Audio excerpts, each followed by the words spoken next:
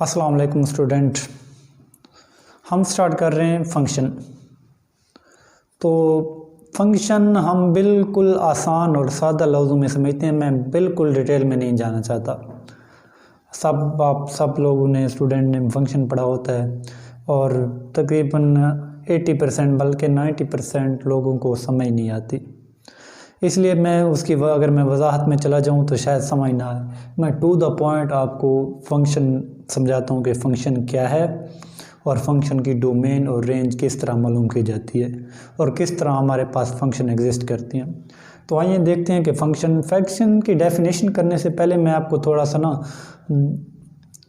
Cartesian product के बारे में बता दूं। कार्टेशियन प्रोडक्ट क्या होती है। अगर कार्टेशियन प्रोडक्ट समझ आ गई तो समझो आपको फंक्शन समझ आ गया। तो देखें हमारे पास दो सेट हों, अगर ए और बी,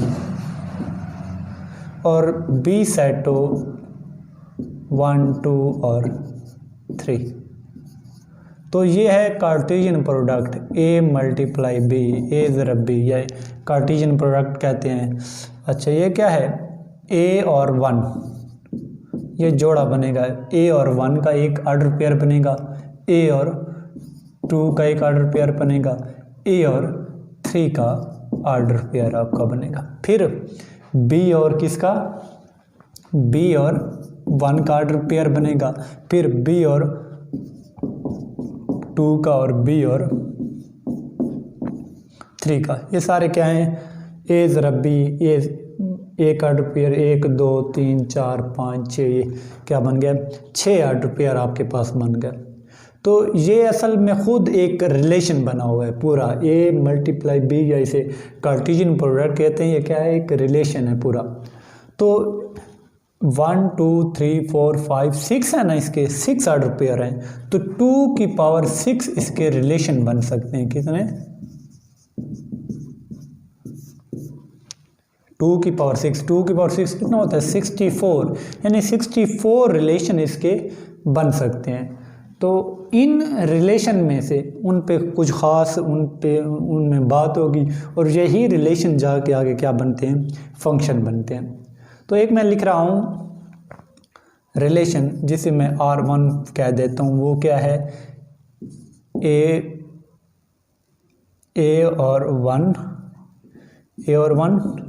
उसके बाद ए और 2, उसके बाद बी और 2। तो आइए देखते हैं। एक रिलेशन मैंने लिख लिया और एक और रिलेशन में लिख देता हूँ R2, इसका नाम देता हूँ। वैसे 64 रिलेशन बन सकते हैं। मैं ये ले रहा हूँ ए और 1, उसके बाद बी और 2, ये एक रिलेशन ये है। तो आइए देखते हैं कि ये रिलेशन फंक्शन है कि नहीं। तो ये देखते हैं। हमारे पास है एक सेट है। कौन सा है? हमारे पास एक सेट ए है, वो ए और बी है। और बी सेट क्या है? वो कौन सा है? 1 2 और 3। अब ये देखो, ए किसके साथ मिला हुआ है? 1 के साथ। ए 1 के साथ, और ए फिर किसके साथ मिला हुआ है? 2 के साथ मिला हुआ है। और बी किसके साथ मिला हुआ है? 2 के साथ मिला हुआ है। तो ये चीज़ अब ये देखना है कि ये चीज़ फंक्शन नहीं है। Not function, not function. क्यों? क्योंकि इस ए के 2 इमेज हैं।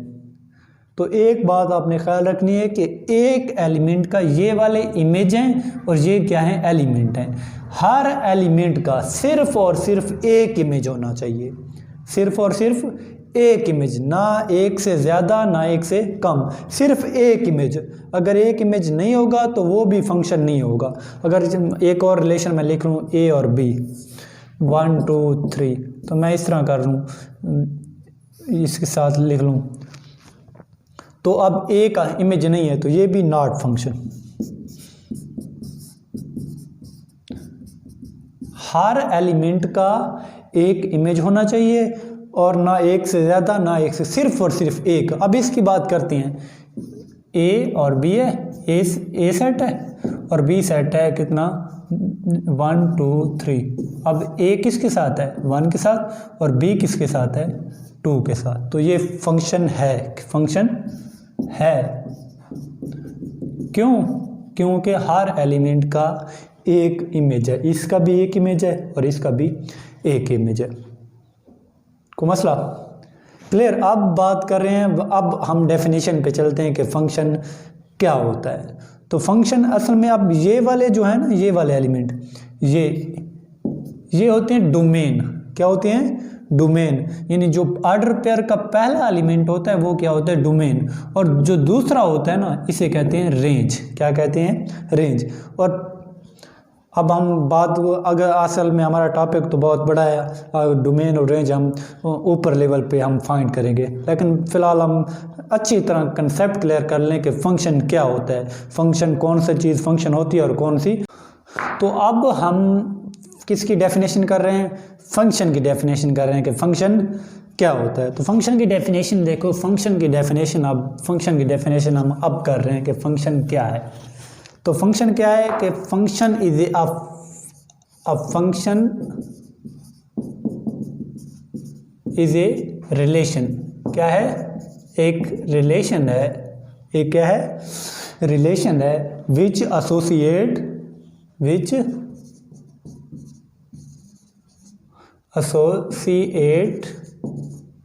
each element of a with unique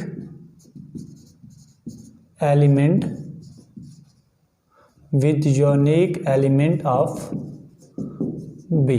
ठीक है। अब फंक्शन इज रिलेशन, एक वो रिलेशन होता है which associate each element of A का हर element with unique element of B, और यूनिक एलिमेंट्स बी से, बी के एलिमेंट से वो मिला हो, तो वो क्या कहलाता है? फंक्शन कहलाता है।